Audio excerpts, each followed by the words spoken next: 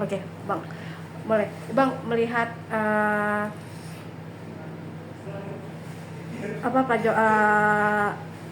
Mas Roy Suryo dengan tim mendatangi Polda hari ini melakukan pengajuan untuk memeriksa keaslian dari ijazahnya. Ya, kalau kita melihat ya, ini tidak puas-puasnya mereka ya. Segala sesuatunya mereka sudah diakomodir oleh pihak Polda Metro Jaya ya. Dan semuanya apa dia minta juga, gelar perkara pun diminta pun juga sudah diberikan kepada mereka. Ya. Walaupun saya lihat di trio teroris ini terjadi perpecahan gitu kan. Atifah sendiri kan tidak mau kan adanya gelar perkara khusus itu gitu ya. Jadi apapun yang dia minta itu sudah diakomodir. Terus mau apa lagi sebetulnya permintaan mereka tuh? Ya kan?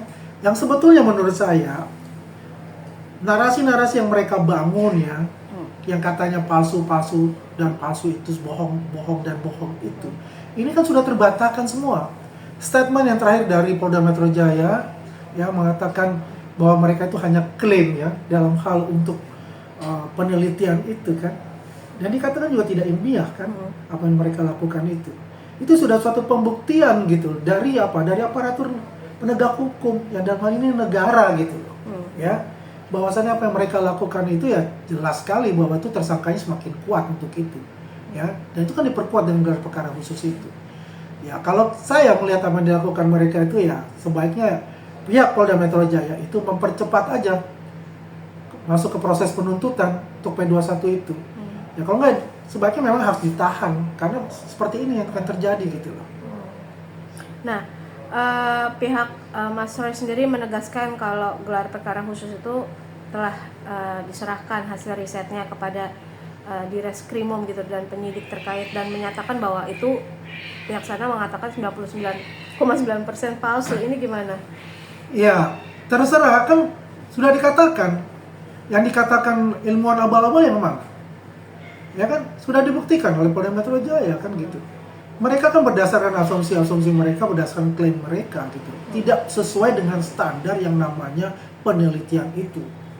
Dulu kan saya mengatakan buku dia ada buku sampah gitu. Karena memang standar dalam penelitian itu kan nggak ada yang mereka lakukan. Ya, yang dinamakan juga alat buktinya gitu ya. Misalnya teman-teman Pak Jokowi yang dia periksa sebagai bahan primer mereka gitu kan nggak ada semua kan berdasarkan dari Dian Sandi mempunyai yang diupload di Twitternya kan begitu. Jadi ibaratnya ya sorry to say lah gitu ya, apa yang mereka lakukan itu sesuatu yang sia-sia menurut saya. Oke. Ya sia-sia seperti apa Bang? Karena kan bisa dibilang ini mereka berusaha nih ya berbagai jalan untuk membuktikan karena menurut mereka adalah kasihan publik atau masyarakat gitu, dibohongi katanya gitu. Pertanyaan saya yang bohong siapa? Selama ini yang di-create oleh mereka siapa? Yang bohong ini kan trio teroris ini. Kalau kita lihat, coba apa dia bisa buktikan? Apakah mereka mempunyai ijazah asli Pak Jokowi? Tidak. Apakah mereka mempunyai katakanlah scanning ijazah asli dari teman-teman Pak Jokowi yang disita ada 13 itu? Tidak. Tapi Roy Suryo kan selalu mengatakan kita mempunyai ijazah pembanding dari teman-teman Pak Jokowi, namanya pun disebut, ya kan? Nomornya, registrasinya 1119, ya Ibu Sri gitu kan? Kemudian ada berapa lagi nomornya? Karena 1120 itu punya Pak Jokowi. Ada Pak almarhum Hari Mulyono, ada Pronojiwo yang dia katakan dia punya. Ternyata kan enggak. Dialah yang berbohong kepada publik selama ini, mempengaruhi publik selama ini gitu loh. Ya, sehingga mereka membuat narasi-narasi perpecahan di masyarakat. Nah, kalau dia bicara publik yang mana dibohongi?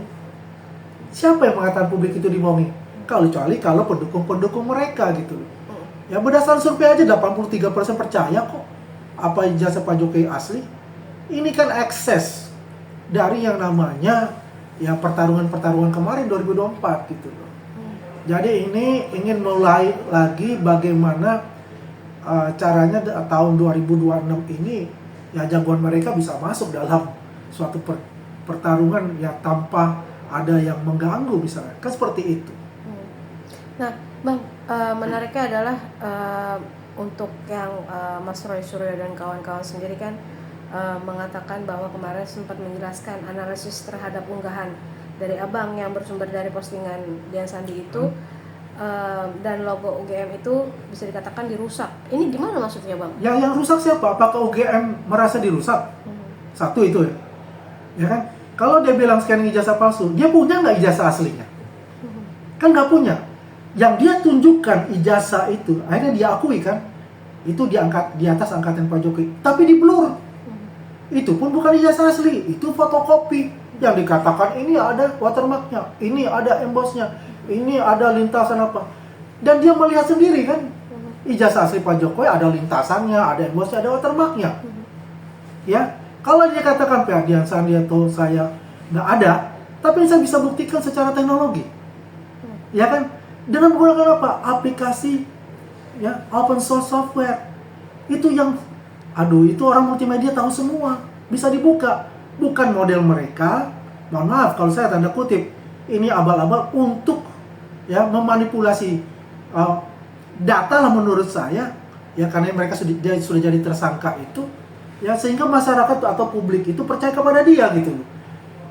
Ya kan? Ternyata orang umum pun bisa.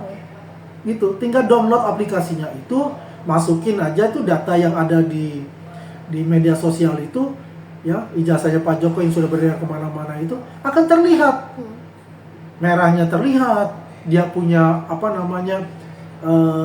watermarknya ada, embossnya pun ada, gitu loh. Oke. Nah, bang, tapi apakah ini permintaan uji coba lab for independent untuk masalah ijazah Pak Jokowi ini, apakah itu nanti bisa dijadikan bukti tambahan? Nggak ada itu. Apakah di kita ada itu di KUHAP atau apa? Ada nggak ada. Udahlah, ini mereka ini mengulur-ulur waktu, ya. Even pakai independen pun kalau itu sudah dikatakan itu asli, dia pasti akan ini lagi. Biar bagaimanapun orang ini tidak bisa dipegang untuk bicaranya. Omong-omongnya itu semua adalah untuk pembenaran diri mereka. Masalah ini sekarang adalah tinggal buying time buat mereka gitu. Ya. Persiapkan saja dia mampu saksi ahli mereka. Persiapan saja lagi itu saksi meringankan mereka untuk segera diperiksa ya, Polda Metro Jaya. Dan klaster pertama pun juga belum diperiksa untuk itu ya. Jadi ketakutan seperti ini semakin lama kita melihat bahwa mereka ini panik semua sebetulnya gitu.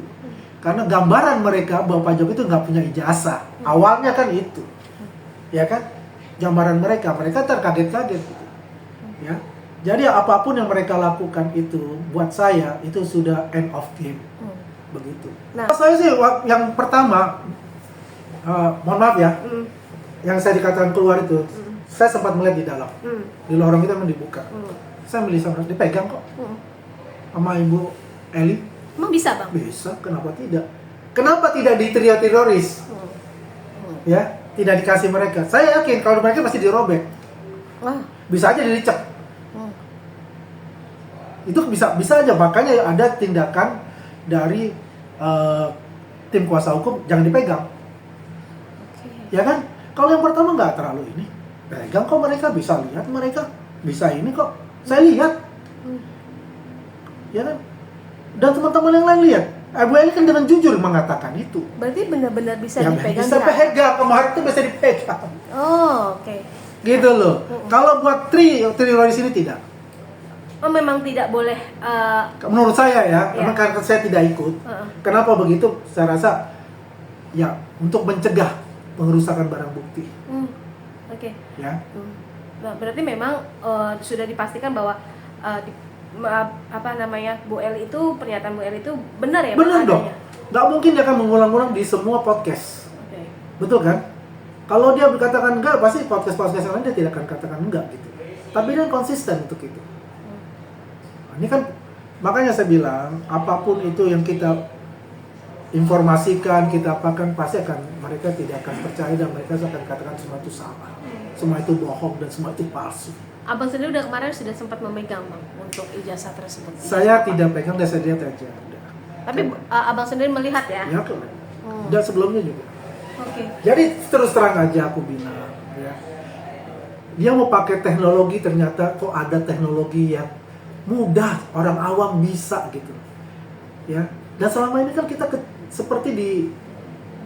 seperti orang bodoh dengan mengatakan teknologi kayak begini gitu, ya. Saya memberikan informasi apa adanya untuk itu, gitu. Banyak orang-orang yang lebih pintar, orang-orang yang hebat, ya, dari mereka. Tapi apakah mereka bersuara gitu kan? Ya enggak, tapi juga mereka menginformasikan ke saya gitu loh. Ya. Jangan katakan bahwa dia tahu-tahu semua, enggak. Saya merupakan corong-corong dari mereka gitu loh. Corong suatu kebenaran. Ketika mereka men-challenge dengan teknologi, ya kita memberikannya juga dengan teknologi. Gitu. Oke. Ya. Itu yang paling penting gitu. Jangan membodohilah masyarakat itu dengan teknologi.